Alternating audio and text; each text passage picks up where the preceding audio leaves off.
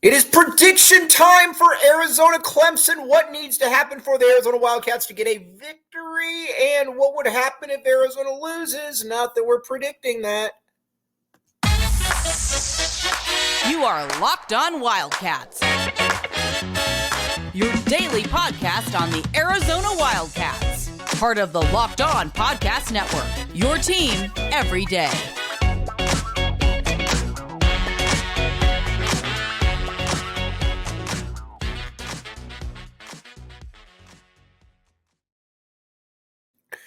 Thanks for keeping it locked on Wildcats and making this your first listen of the day. I am your host, Mike Luke. All right, now, the Sweet 16 has arrived, my friends. Arizona has conquered the Bears, and not only has Arizona has vanquished their foes, and now it is Arizona and Clemson. All right, now, here's we're going to save the prediction for the end, but again, here's kind of where I'm at with this.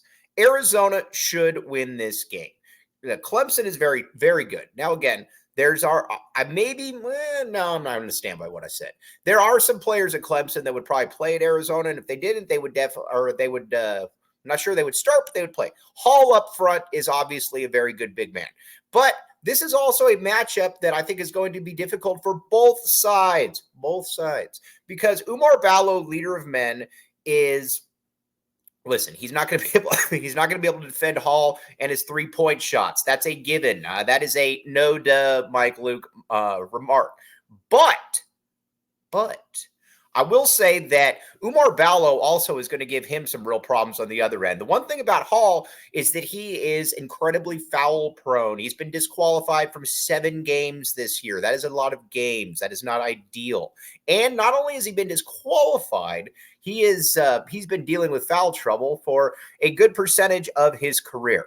That's something that Umar Ballo, leader of men, does a very good job of. Umar Ballo is somebody that is he can just draw fouls. Now, again, I was remiss. I thought Mr. Tyler Warden, a great follow on Twitter, made a point that Umar, I think, is something like last year he was like number 26th in the country in drawing fouls, and this year it's lower, which surprised me because it does feel like Umar Ballo draws fouls and fouls people out left and right. I was a little bit surprised it wasn't higher, but either way, Umar Ballo does a very good job of fouling people. Yes, of drawing fouls. So there is that. Yes, it's going to be interesting to see what Hall does because, again, Hall is probably going to be lurking around the perimeter. But I could also see Arizona with Keyshawn Johnson.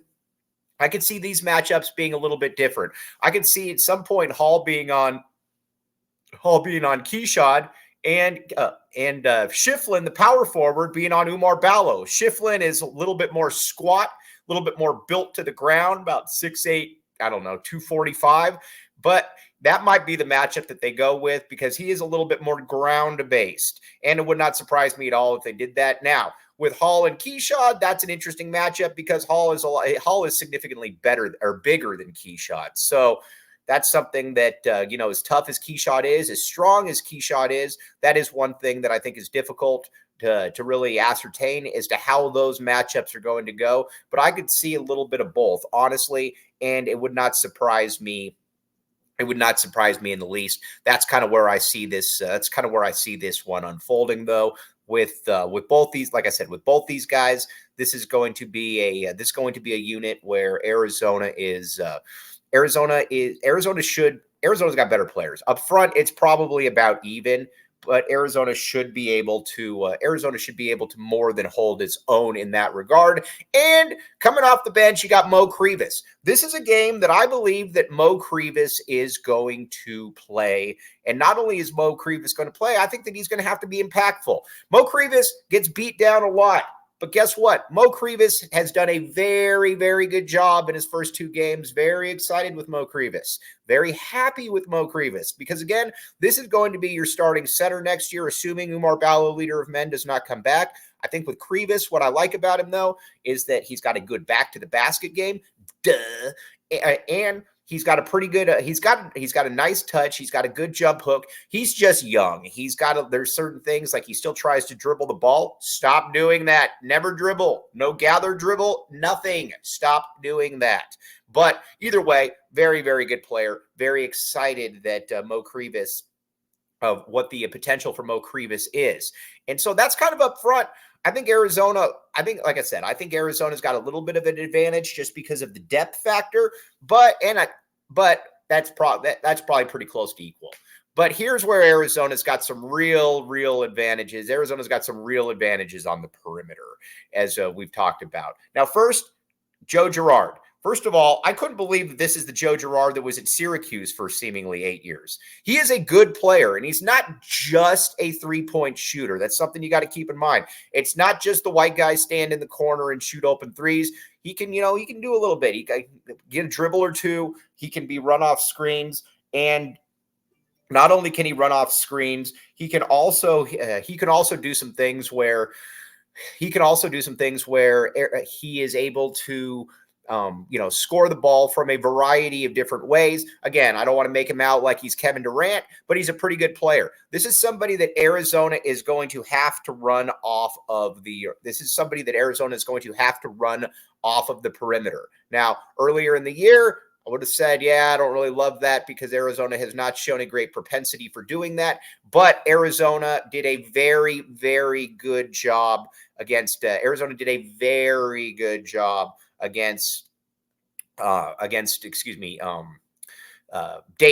That was one that I was very concerned about, and I probably shouldn't have been concerned about. But either way, Arizona did a very good job there. Was very excited to see exactly how that unfolded for the Wildcats. Now, moving forward, the Arizona then is going to probably have Pelle Larsson on him. That's who I would assume. That's just because Pelle's been that dude all year. And again, here's where I'm at with Pelle. My bad, Pelle. Pelle Larsson is a very, very good college basketball player. And last game was a very, very solid indication of that. In that 13 points, 7 rebounds, 6 assists, that's kind of where that's at. So, so that's kind of where that's at. But he's also a good college defender. He's not a great college defender. I think people get this.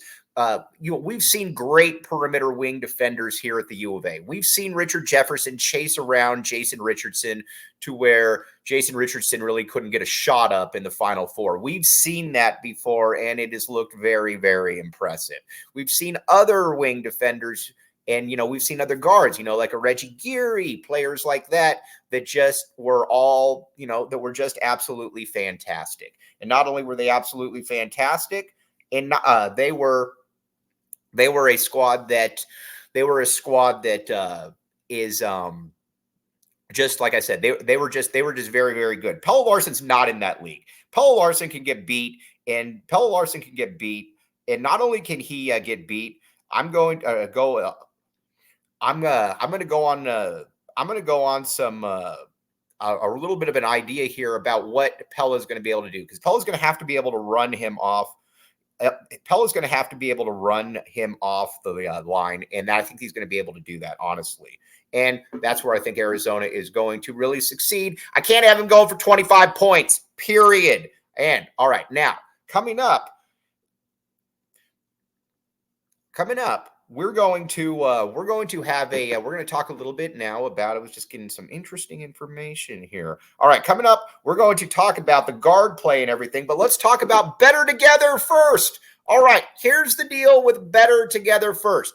Download Bettor Together from the App Store. Use promo code LOCKEDON for a free $5 entry into a NCAA basketball contest. Again, check it out. This is where it's at. It's all kinds of good stuff. Again, Bettor Together from the App Store. Use promo code LOCKEDON for a free $5 entry into any NCAA basketball contest. This is the year, my friends. This is the year that this is the year that this is going to be a lot of fun. Arizona's in there, and why would you not want to bet? So again, check it out, Bettor Together from the App Store, all kinds of good stuff. Again, this is one of those ones you will thank me later on because there is all kinds of good stuff at both of these. Now, Amazon Fire TV, my friends, Amazon Fire TV, your sports destination. To learn more, visit amazon.com/lockedonfiretv. Now, you might be watching the NCAA tournament and saying, man, like, I'd like to have a little quicker route.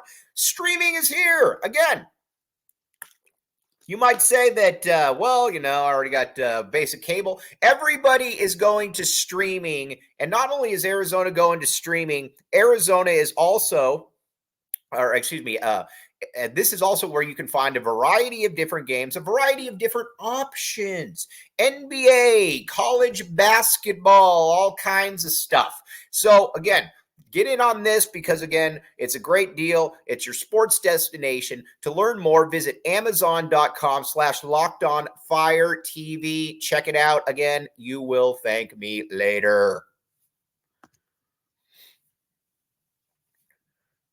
Thanks for keeping it locked on Wildcats and making this your first listen of the day. I am your host, Mike Luke. All right, now, let's talk a little bit about the guard play. All right, now at Clemson, when Chase Hunter is playing well, Chase Hunter is doing some really good things out there. He is not, like I said, he's not a great player by any means, but he's also somebody that kind of sets the tone for Clemson. When he plays well, Clemson plays well.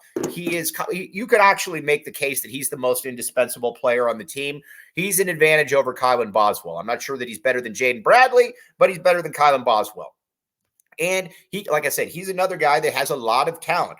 He's 13 points, about 4 assists. When he plays well, Clemson generally wins. And so that kind of leads me to what I would do with the point guard spot. And listen, I'm not making a lineup change at this point in the season. I'm just not. That to me is stupid. You're this far in the year. You deal with that in the off season. But I also have a very, very quick hook with Kylan Boswell. This is one of the games where if he's looking to and this really comes down to this is very simple for me. Kylan Boswell needs to look to shoot the basketball. If he doesn't look to shoot the basketball, then I can't have him out there. It's really that simple. I hate to be that blunt about it, but that's just the way it is. I can't have him out there if he's not looking to shoot the basketball, because then you don't really have to guard him, and then that confidence factor weans into every part of him. So he's got to look to shoot the basketball. If he doesn't, then boom, out. And again, good kid and everything, but this is not the time for courtesy minutes. You're looking to win games. Listen, I thought Tommy Lloyd did a good job of going with Jaden Bradley against Dayton. I wish he had gone to him a little bit sooner. I thought at the 14-minute mark, I thought that was a little bit too long, especially when Boswell was out there essentially doing nothing.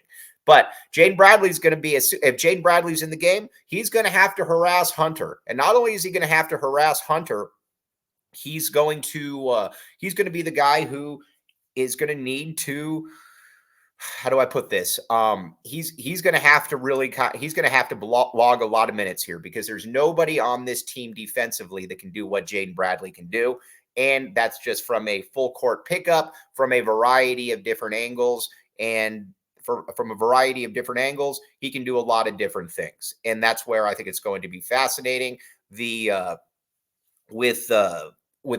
this squad, though, that's going to be some matchups to certainly keep an eye on. And then, but again, coming off the bench too, Clemson, they go deep, but it's not impact depth. That's going to be the term that I'm going to keep using. It's not impact depth, in that it's not a group of guys who are able to. It's not a group of players that you can push a lead further with.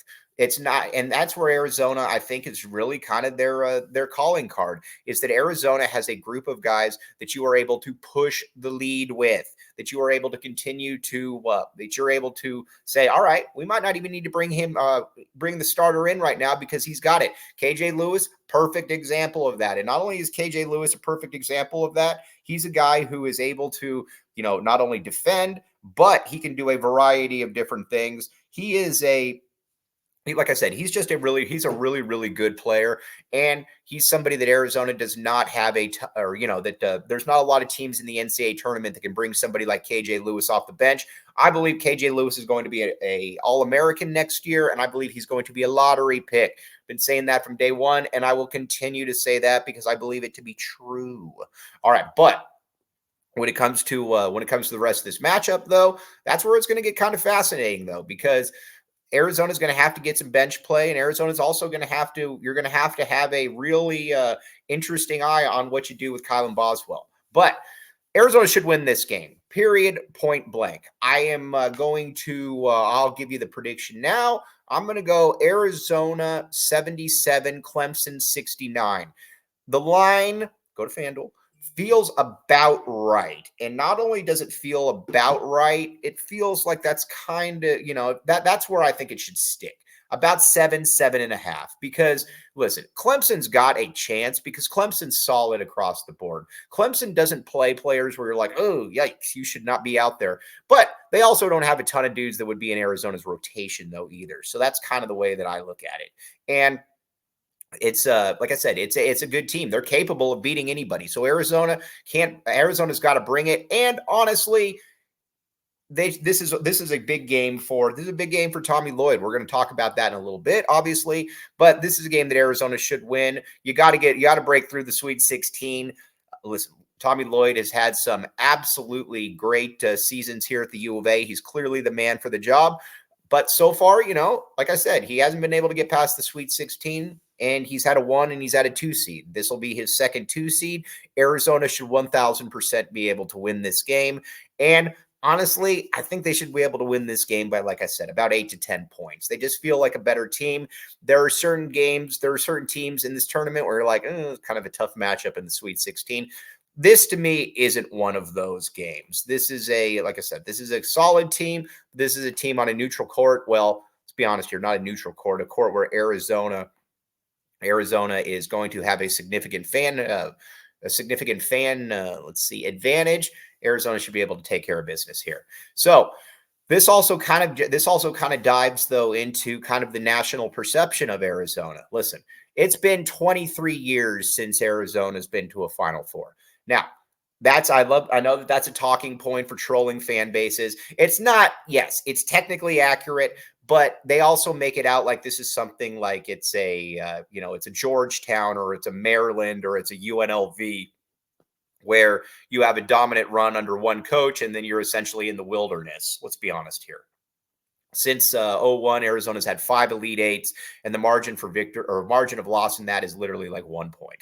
I mean, it's very, very low. So there's obviously that. But at the end of the day, you haven't been to a Final Four, which kind of leads me to the point Jody Ayler was making. You can't keep saying next year. You can't keep saying this. You can't keep saying that. You've got to be able to push through because next year is promised to nobody. Like I said yesterday, everybody thought in 97, the whole year, they're like, well, we're just gearing up for 98. That'll be the title run. Well, in 98, you got bounced in the Elite Eight. In 97, you won the national championship. So that's something that obviously you need to keep in mind. And when it comes to Tommy Lloyd has got to be able to, this is a team that should at least get to the Elite Eight. After you get to the Elite Eight, all bets are kind of off. You can take your chances, but this is a team that should 1,000% be able to get there. They've got all the pieces. They've got the size. They've got the scoring. They've got the strength, and they've got the skill. This is a team that should be able to. This is a team that should be able to do it. Now we're going to talk a little bit about what a win would mean and all of that. But first, Nissan, my friends, Nissan. I have a Nissan. I've just got a Nissan. I love the Nissan. It gets great gas mileage. That was something that I didn't necessarily, I should have thought that, but I didn't know that because I'm an idiot. It's got great gas mileage. I can zip around the city looking sleek, and the Altima looks cool. This isn't like the Nissans from like 10, 11 years ago where you're like, all right, whatever. This thing looks cool. I enjoy driving it around. It makes me look cooler than I ever should. And because that, again, is a very difficult task. So, but again, go find your next big adventure. Shop now at nissanusa.com. All kinds of good stuff at Nissan. And not only all kinds of good stuff at Nissan where you're like, all right, let's be honest. this looks pretty cool. And not only does this look pretty cool, it is affordable. Check it out, Nissan. All right, now also eBay, my friends, eBay Motors. Speaking of Nissan, let's say you should get a Nissan and you got to get a part. You probably wouldn't need the part because Nissans are very reliable, but every now and then, cars get older, they shut down a little bit. This is something with Nissan where eBay, where you cut out the middleman, get rid of the middleman, and then you can go and you can get eBay Motors. Get eBay Motors, save yourself some money. Again, this is going to be a good thing for a lot of people. Millions of parts for your MVP. Win every time with parts that fit your ride. Get the stuff yourself. Take it to somebody you trust instead of some mechanic that's probably going to screw you out of some money, and you will feel much better for it.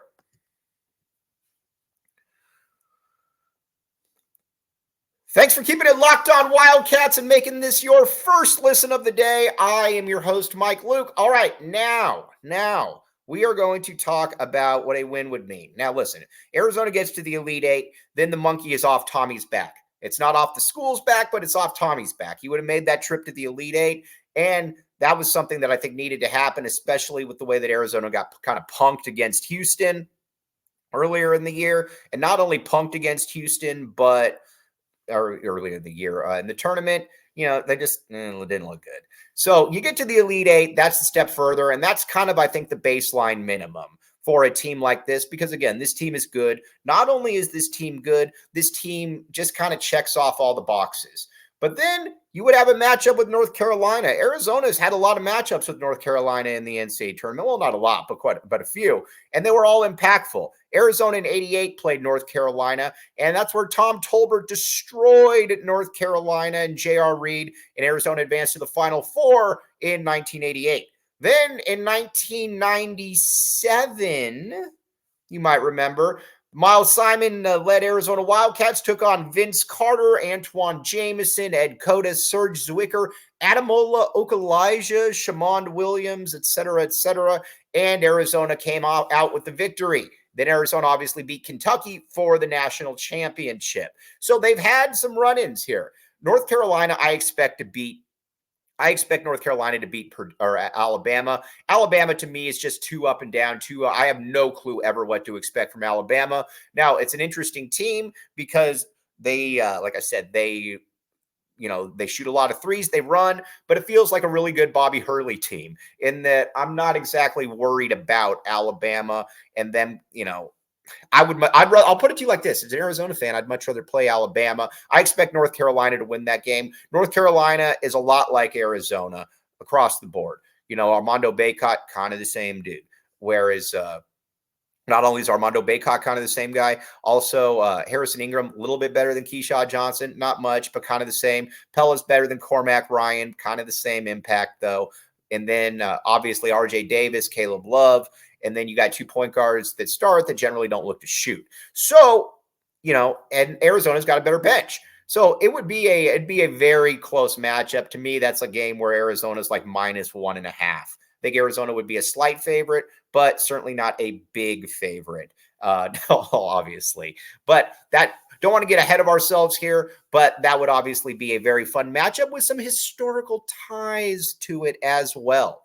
But so anyways, Arizona Clemson coming up, and then we will obviously have a post-game show afterwards breaking down everything from the Arizona Clemson game and what this means for Arizona going forward. Going to be all kinds of good, fun stuff. But as always, thanks for making Locked On Wildcats your first listen of the day. I am your host, Mike Luke. We will be back with you. Bear down and back the A, my friends.